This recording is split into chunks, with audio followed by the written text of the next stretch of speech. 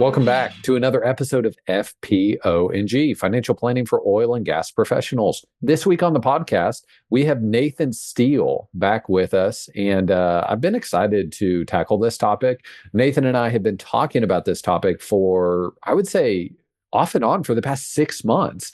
And so we've been excited to press record and turn this into a podcast. But the topic that we want to tackle today is if you are in Houston or DFW, but I also think this can be relevant really wherever you are, and certainly in any major city, we want to talk about the decision that young parents have to make between cost of living, the neighborhood that you live in, living in the suburbs or living closer to the city. And ultimately, the crux of this conversation is public school versus private school, and what type of decisions need to be made in your home purchase, the neighborhood you live in, the city you live in where you send your kids to school, and all of the different financial planning ramifications that go into public school versus private school. Nathan, I will try to lay some groundwork for how we think about this discussion. But before I do that, any thoughts from you? How should we begin to tackle this idea?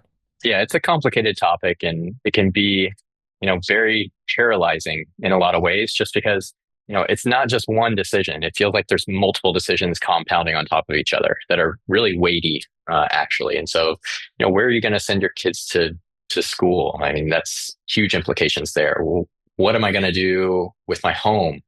That conversation has gotten a lot more complicated, with interest rates rising, a lot of people sitting on homes that may be at a much lower mortgage payment than they might need to take on if they were to move. So it gets really complicated really fast. And we've found that it can be quite paralyzing. So we'd love to talk through I think it's great to talk through the options. Kind of what are the different scenarios you may find yourself in? And then how would you maybe navigate some of those different options? And then really just kind of help you navigate with some clarity, how can I land on a good decision for myself? I love it. That's a good place to start. To give us a little bit of a kind of framework to have this discussion, again, we're going to talk about this in the context of Houston or DFW, but I think our listeners are going to resonate with it wherever they are. I think if you're kind of age 25 to 45, you're certainly going to resonate. But then also, if you are more in or near retirement, this is a massive conversation in your life in the years to come if you have children. And if grandchildren are either presently in your life or a potential future thing for you, I think this conversation is going to be interesting. Okay, some groundwork that I want to lay here. With this discussion, public school versus private school, where to live, obviously we are talking about a problem that is not a problem for everyone. This is kind of a rich person's problem in many ways. But the reason I want to talk about it is, let's say that there's 15, 16 million people in Houston and DFW, Nathan. My guess is at least 1 million of them are in this conundrum. And they're asking the question, do I stay in my current house? Am I okay with the public school that I'm zoned to in my current house?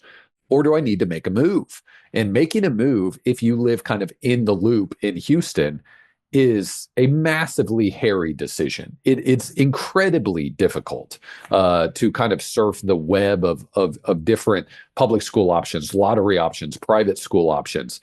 And so, I think that's kind of where we're taking this. So if you are someone with young kids and you either make really great money or you have significant assets and you currently live, I think the Houston verbiage I would use is in the loop. If you're in DFW, I think it's you kind of live in the heart of either Fort Worth or Dallas, and you don't live in a suburb or don't live in a suburb yet. And so I think those are the marks. You make great money. You're kind of living in the heart of your city, and you're not sure what to do with school for your kids.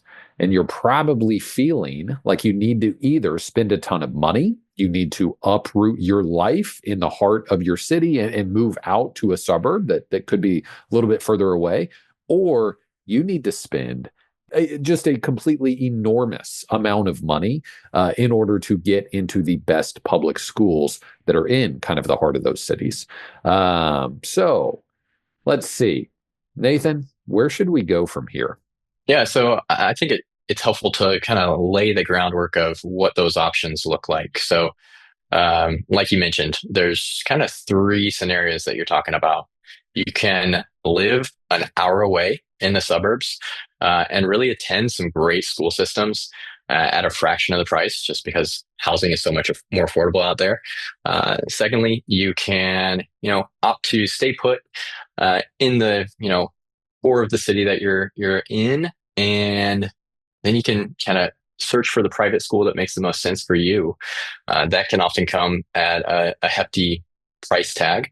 But the alternative is to, pay that cost to go and find the expensive home in the preferred school district. So, how about we kind of unpack the different costs associated and trade-offs with each of those options and kind of navigate, how can you start thinking about these trade-offs and really the considerations you need to make with each of those scenarios. That's perfect. And I do think it's helpful to just help our listeners kind of give you a picture into Nathan's situation and my wife and I's situation. Nathan, you and your wife live in the Loop in Yep. Houston, right? And so Yep. what's kind of the general ranking or perception of your elementary school, your middle school, and your high school? Yeah, great question. So I think Houston is a unique circumstance in itself. A lot of listeners may be familiar with the state takeover of HISD back in 2023. That had a lot of ramifications for the public school system, and it's kind of been met with a lot of pushback. And a lot of people aren't happy with some of the changes that are being implemented. And so I think there's a lot more people in the core of the city that are, like you said, successful, that want the best for their children, and they're looking at the public school system and thinking, it's just not what I would have hoped it would be. And so you certainly have options. You have the Houston School Choice Program where you can apply to different public schools that you might not be zoned to. But if there's not an available spot, you're put into the lottery system, and there's no guarantee that you're going to end up where you'd like to be. And so I think a lot of people, myself included, are kind of looking at the options and a bit underwhelmed, and they're trying to figure out, what is the alternative? And private school comes up on the radar, and other public school zonings. Spring Branch is a really popular one, uh, very well known for good school districts. A lot of people are trying to look at all the options, and obviously they come at some pretty significant costs.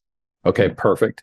I'm going to recap this. Tell me if I'm barking up the right tree for your situation.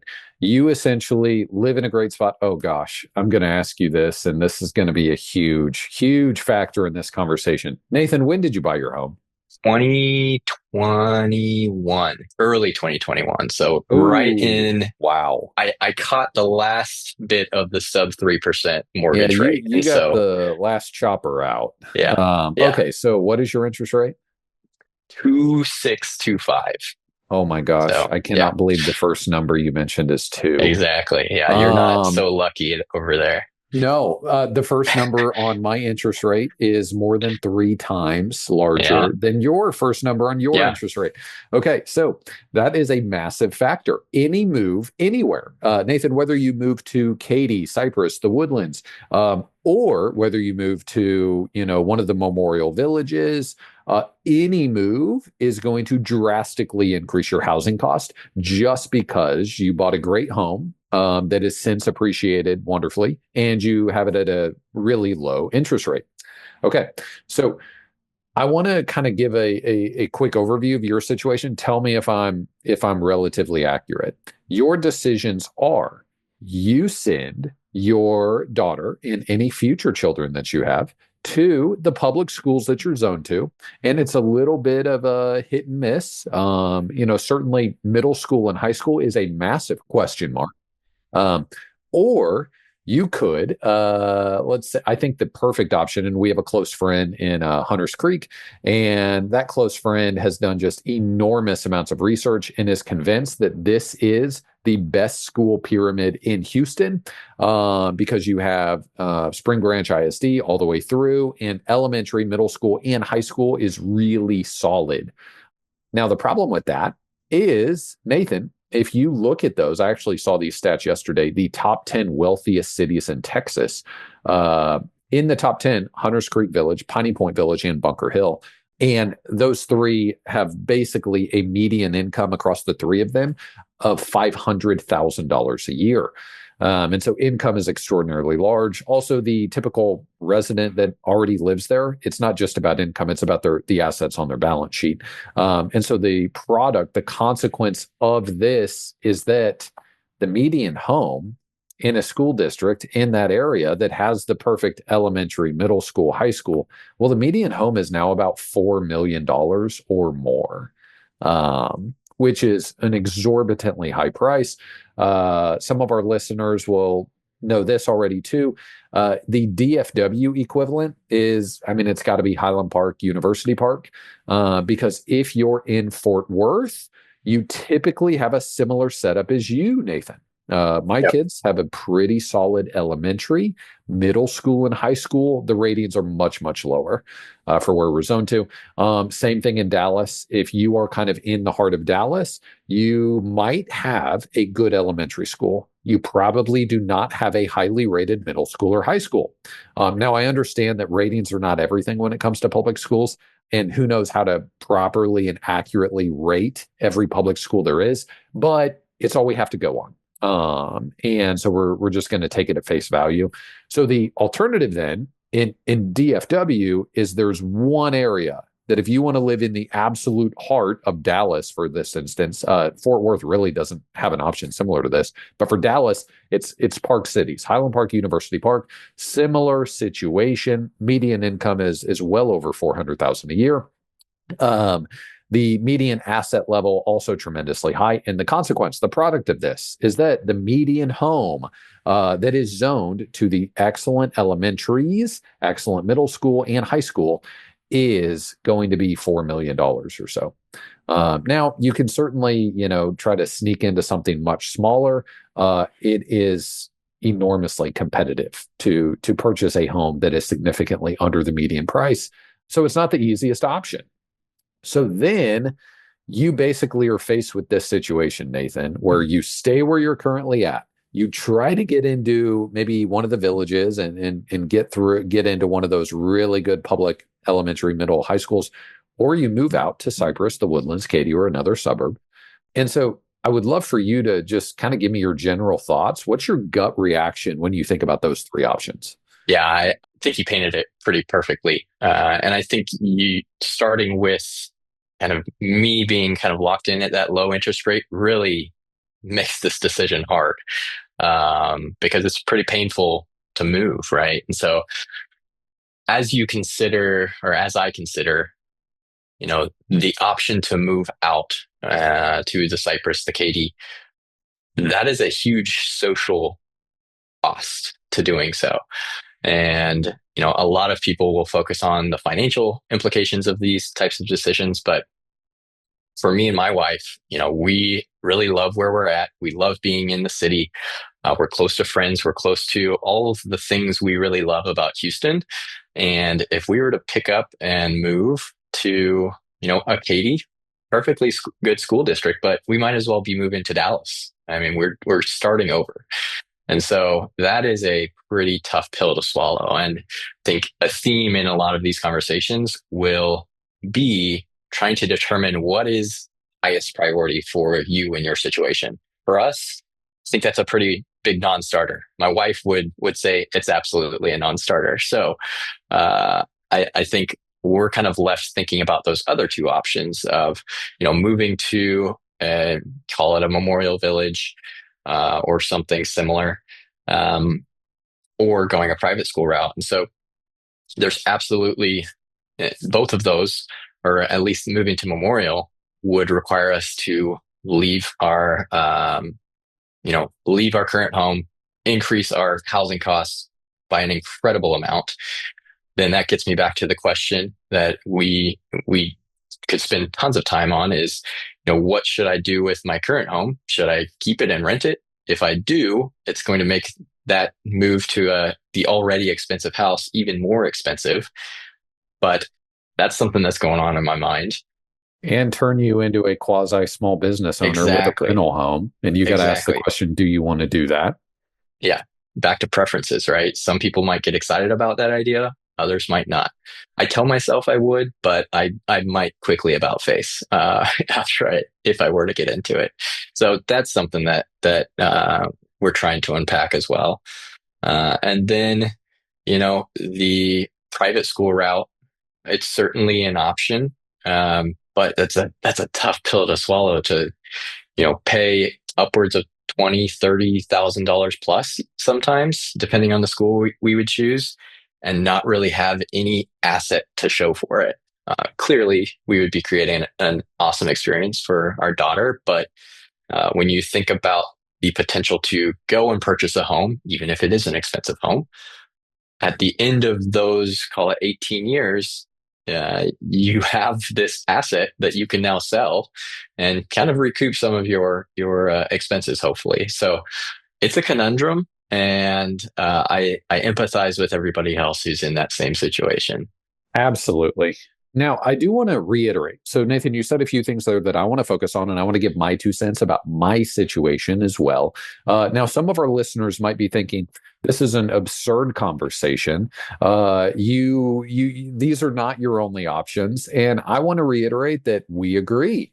Nathan and I both agree that the financially optimal decision is planting yourself in a suburb and trying to coordinate your life in such a way that that works, that you don't have ultra long commutes. Maybe it's you work at a remote job of some sort, or you just don't have to go into the office very often. Or the best option, a lot of people in the Woodlands had this, and it's kind of changing as so many energy companies have moved HQ away from the Woodlands, unfortunately. But the optimal option, you live in an affordable suburb and your office is also in that suburb.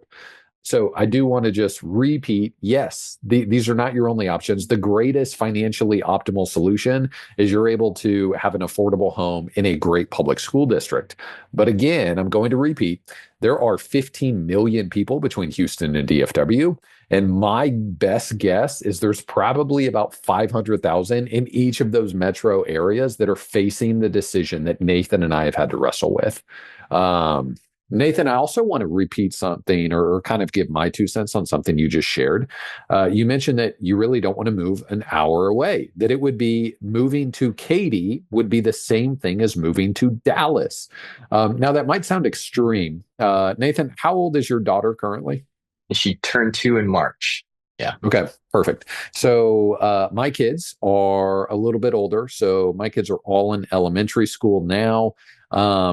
And so we had this realization about 2 to 3 years ago here in the Fort Worth area. There's kind of the decision of do we live right in the heart of Fort Worth? And the alternative option, instead of living, say, right near TCU or so, the alternative option is we could go to Aledo, we could go to Keller, Colleyville, and we could go to a suburb where the cost of homes is less and the public school ratings are exceptional. So for anyone who heard Nathan say moving out to Katy or Cypress or the Woodlands is the same as moving to Dallas, that is not at all a knock on those suburbs. I think a lot of our listeners know I had all of my kids pretty much kind of in the Woodlands.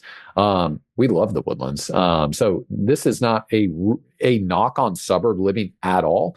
But Nathan, I really can't emphasize this enough. It's correct.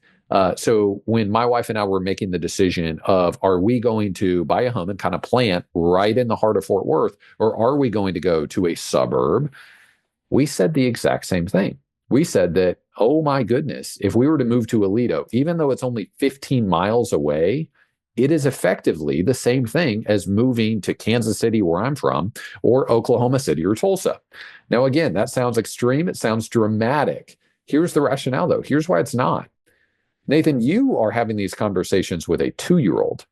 We had these conversations with kids that were already in elementary school, kids that were already in a soccer league, in a flag football league, in a little league baseball, and any other activities that we put them through. The thing that struck us It's not just moving our kids away from their elementary school. It's not the end of the world if your kid needs to change schools a couple of times. It's not just changing schools, though, Nathan. It is changing the flag football league they're involved in. It's changing the little league that they go to. It is changing. It would probably change the church that we go to, the small group at church that we're involved in.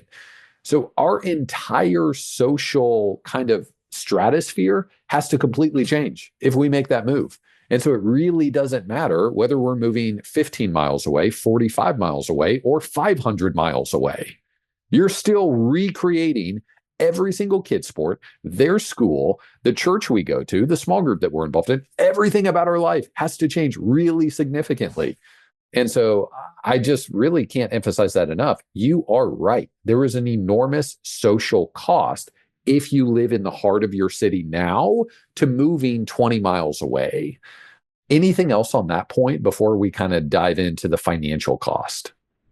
I think it's a good call out, and like you already said, nothing against that option. I think it's a No, not at perfectly all. great option, right? But it's just back to preferences, and it is, yeah, and it's the cost of the social restart button, and Yeah. we just really enjoy where we're at. Yes. And Nathan, I want to repeat something or say another point on this, on just how big of a deal it is. So my office is like a mile and a half, 2 miles from our house. My wife's office is 3 miles from our house, I think. Mhm. Um, I really can't emphasize this enough that it is a huge, huge deal for us that we don't have long commutes. With both of us working, any second that we're not working, we want to be with our kids. I don't want one of us to be in a situation where we're in a car for even 45 minutes a day, much less an hour and a half or 2 hours round trip. Um, that's a non-starter.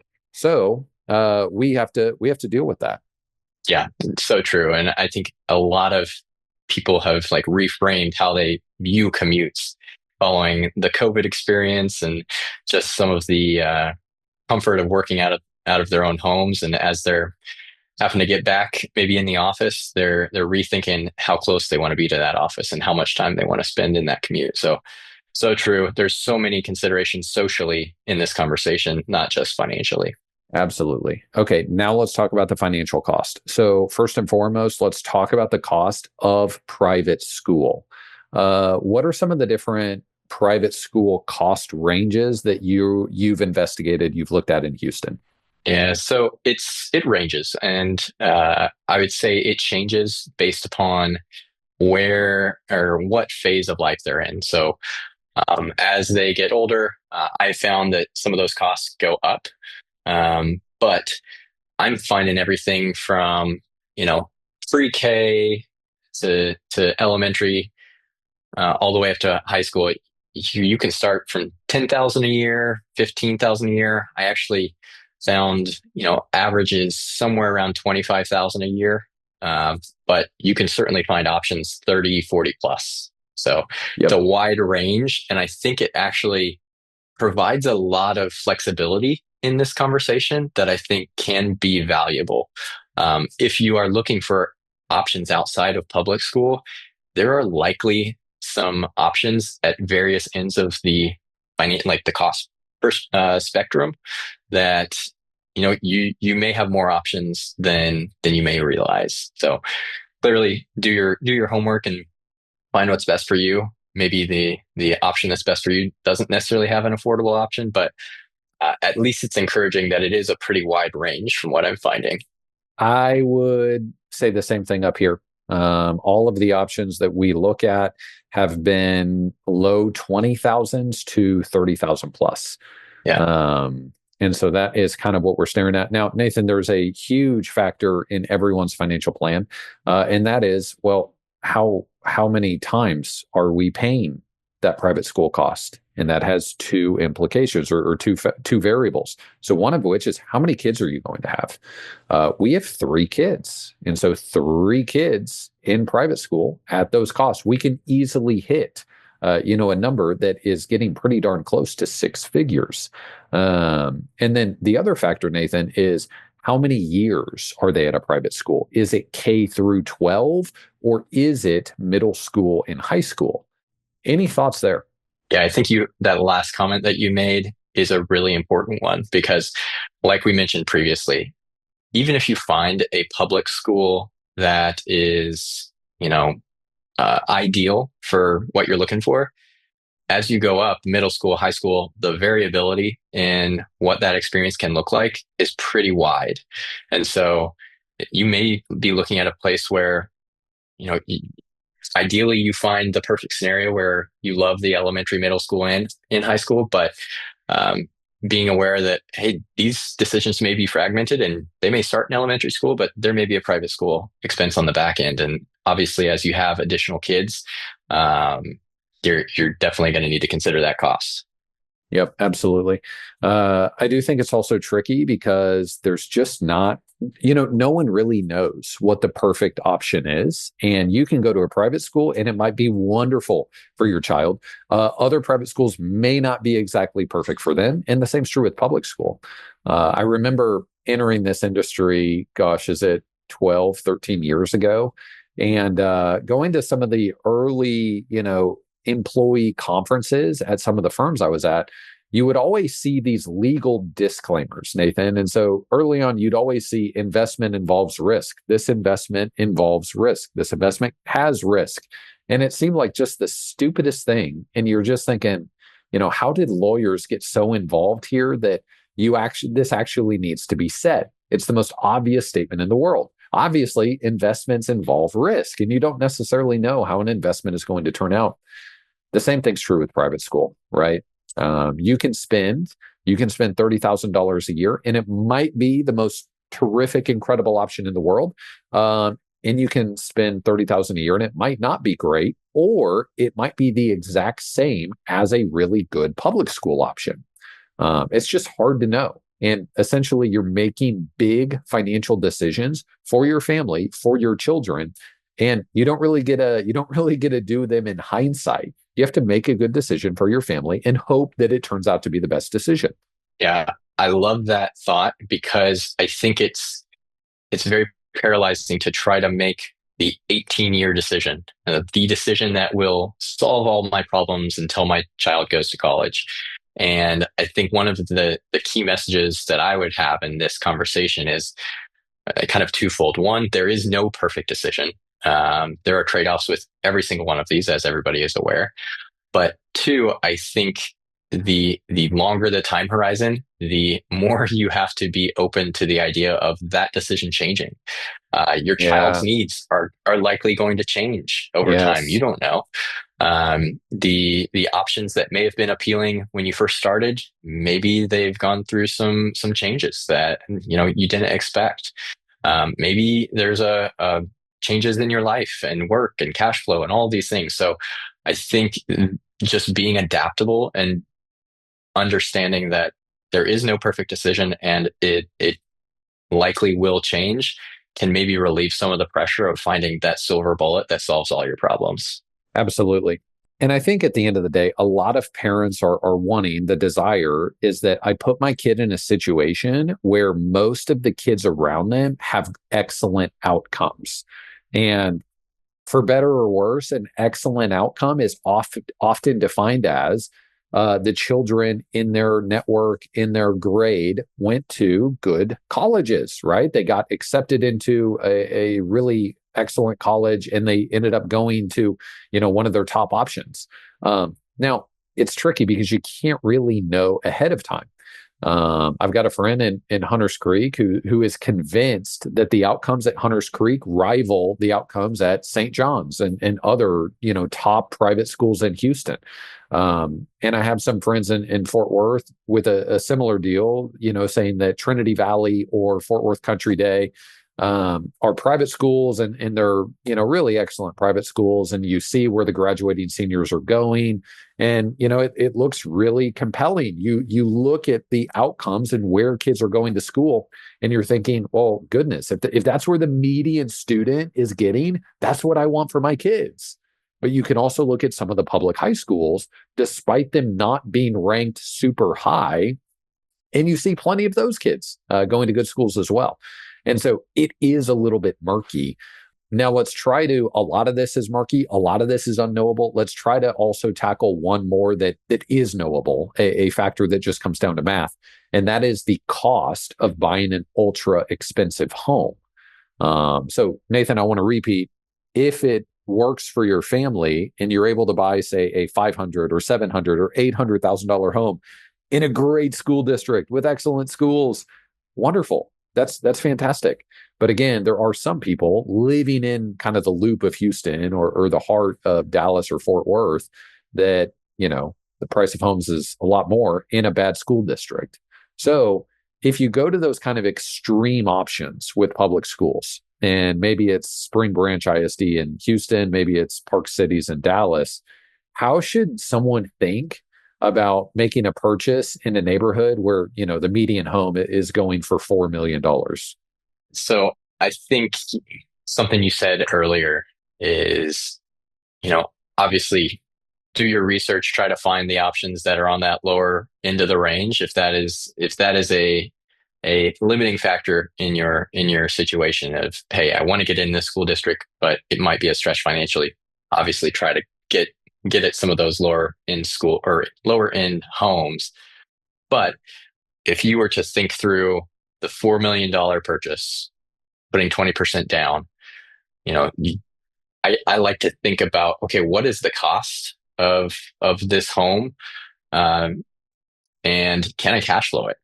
Is it a feasible cash flow in my plan? And so, you start to look at some of these higher end homes of $4 million, putting 20% down at current interest rates and kind of all in. If you look at escrow, you're looking at somewhere around $25,000 a month.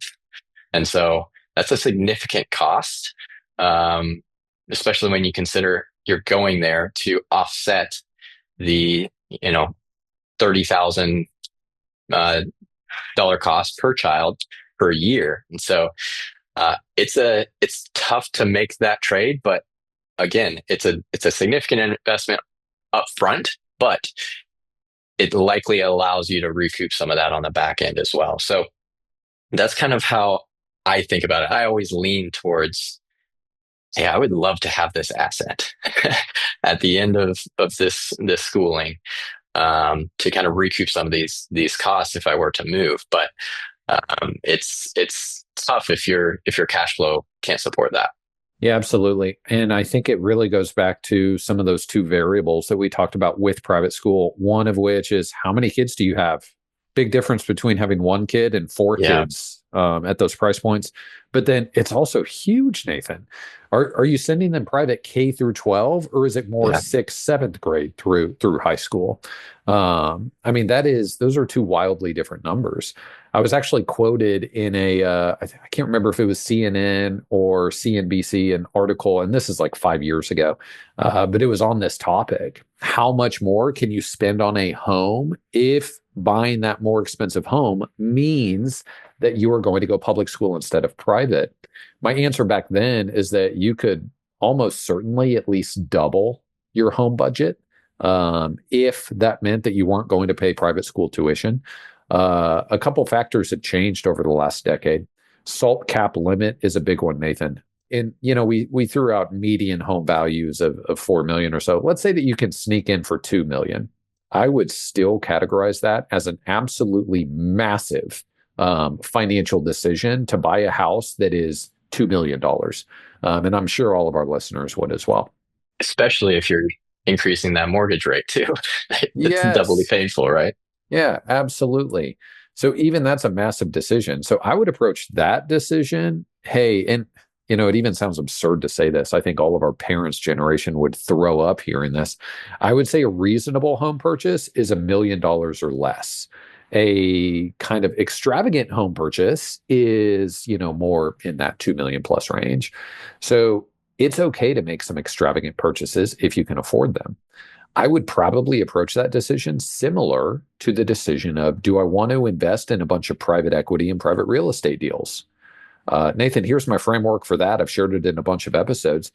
If you make $2.5 million a year, and let's say you're young, but you already have $2 million in liquid assets and your income is 2.5 million a year, I think it's okay if you're just absolutely bent on investing as an LP in a private real estate deal or some private equity deals or funds.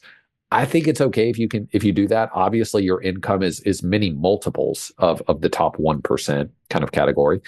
So you can probably make that work. Or if maybe you don't make, seven figures, but if you already have assets of 7 to 10 million, well, yeah, it's okay, and it makes sense to pursue alternative investments that don't necessarily have correlation to the stock market, and that can make sense as your balance sheet, as your assets grow substantially. What I'm getting at, the reason I bring that up, Nathan, I think that an extravagant home purchase should be thought about in the same category. Don't go buy a $4 million home, if you only have $1 million in liquid assets. And don't go buy a $2-3 million home if you make $400,000 a year. 400 is a great income, but unless you also have very considerable assets alongside that, that make it a no-brainer, again, in that kind of 7 million plus range, well, then don't buy an extravagant home. But therein lies the conundrum. Buying the extravagant home is very likely cheaper than if you're in my situation, you have 3 kids and you're thinking about a private school that is exorbitantly expensive. At the end of the day, you brought up a good point. When your kids are out of school, if you sent them to public school and bought an extraordinarily expensive home to do so, well, you still own that asset. You can sell that asset. I do think this is another interesting topic for a different podcast. Some expensive homes are probably safe because of location. Others, there's a considerably more risk in buying a $3 million home compared to a $900,000 home. Just a lot smaller number of potential buyers as the home price goes up. So I think those are some of the factors to consider. But yeah, I think that's kind of how I look at it. You need to figure out, can I afford the ultra expensive home? If yes, then that's probably going to be the financially optimal decision to do that and go public school. If you have 3+ kids, there's another factor though, Nathan. You might make that decision. You might buy an extraordinarily expensive home. You might send your kid to the public school that's rated a 10 out of 10 for 3 or 4 years.